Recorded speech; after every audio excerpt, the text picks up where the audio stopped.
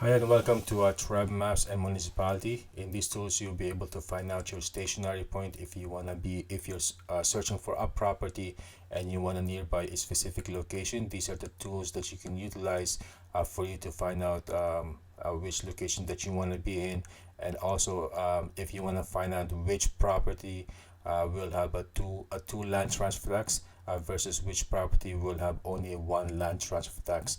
So how these tools works is that for example here, if I untick this, when you open these tools you will have something like this. So if you want to search by a stationary point, for example if you want to be nearby your workplace, in my case I'm going to type in my workplace, which is 1825 Markham Road, and if I click on search it will give me a search.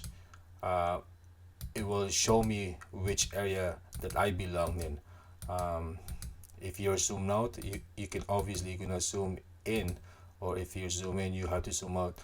And so these are Toronto, so this grid is in Toronto. So this is Port Union, this is Steeles, and this is probably a Western Road. That and the and after Western Road it will be Brampton.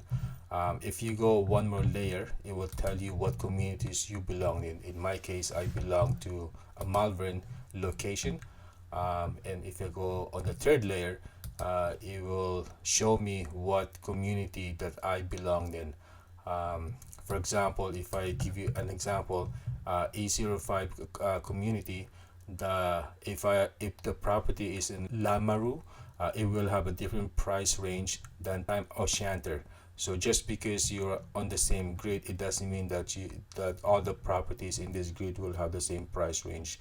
As you all know that like a communities does make a difference when it comes to price.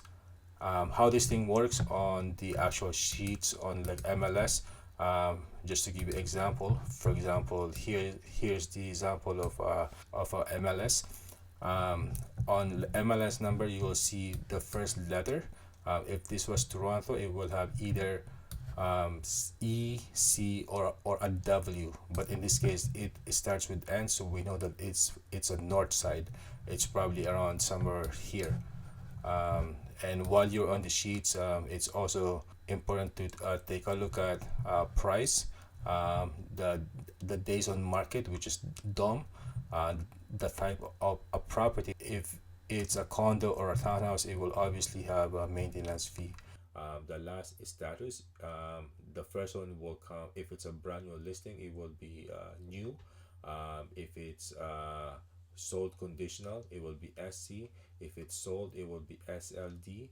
And if it's a price change, meaning that they changed